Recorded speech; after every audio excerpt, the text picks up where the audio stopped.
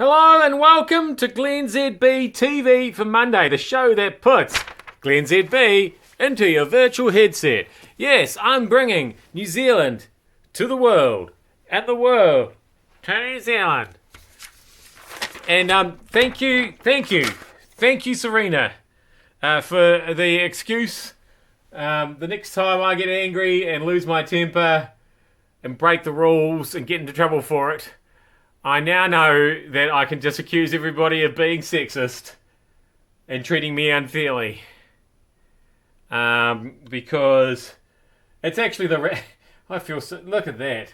It's actually really hard to break a racket. I mean, this is not a badminton racket. This is a tennis racket. They're thick. She's smacked that thing. So she's been fined. We've done the sums. 0.9% of her match fee. So that's going to hurt.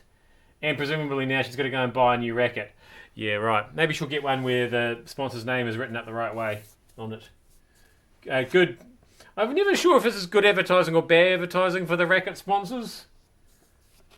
I mean, yes, you get a lot of screen time, but your racket couldn't take a Serena beating. Anyway, like I say, next time I find myself in a spot of bother in an argument, I'm just going to say, you better not be arguing with me being sexist. Probably won't happen. Speaking of overcoming sexism, we are celebrating New Zealand women's right to vote. In 1893, of course, there was a giant petition submitted to Parliament with 546 signed sheets, and now they are recreating this petition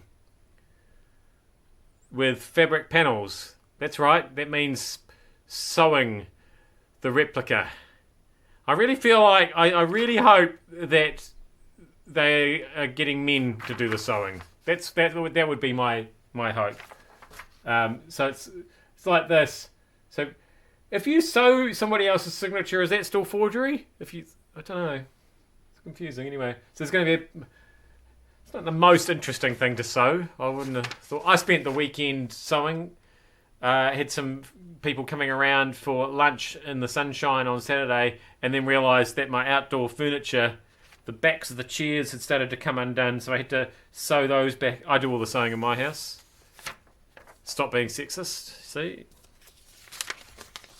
Fighting against stereotypes. I'm confused about Maori Language Week. Apparently the Greens want schools to lead a plan to see all New Zealand kids learning Te Reo Maori by 2025. I am sure... They say they need an education summit. Oh, you can never have too many summits. Love a meeting. And they want to make Te Reo a core curriculum subject. I feel like my kids have been learning Maori since preschool. They certainly know more than I do, and they were certainly made to take it at school, even at high school. I'm pretty sure this is. Maybe it's not happening at all schools. It's definitely happening at the schools my kids go to. Anyway. So I thought this would be a great time, anyway, because it's Maori Language Week, because I always make this great joke about how I never know where the weather's happening this week, because they change all the place names on the weather to the Maori names. And so I looked it up, and sure enough, look, just one Maori name after another. And then I realised that those are actually all the normal names of those places, so that wasn't very funny. So then I thought, I'm going to get you, though, because they always change Auckland and Hamilton to other names that I can't remember. And then they didn't, and so that was annoying. I couldn't make that joke. Look, did they realise that they haven't changed the names? It's Maori Language Week. Breakfast. Anyway, finally, after spotting the holes in their approach to Maori Language Week, I want you to spot the hole in this story. A Wellington school principal is making an appeal for tens of thousands of dollars worth of stolen equipment to be returned. Apparently, 12 Panasonic TVs, 12 Apple TVs, and several bathroom fittings were taken from Newtown School 2 weekends ago. The new items, still in their packaging, were in a secure location at the school, which is under construction. So, yes, that's right. Obviously, the location was not particularly secure, because otherwise the things would not have been stolen. That is the hole in that story. The other hole is, and once again, it's another one of these news stories where there's an obvious question I want answered, which hasn't been asked. So we've got 12 Panasonic TVs, 12 Apple TVs, presumably to plug into the Panasonic TVs. That makes sense. And then several bathroom fittings.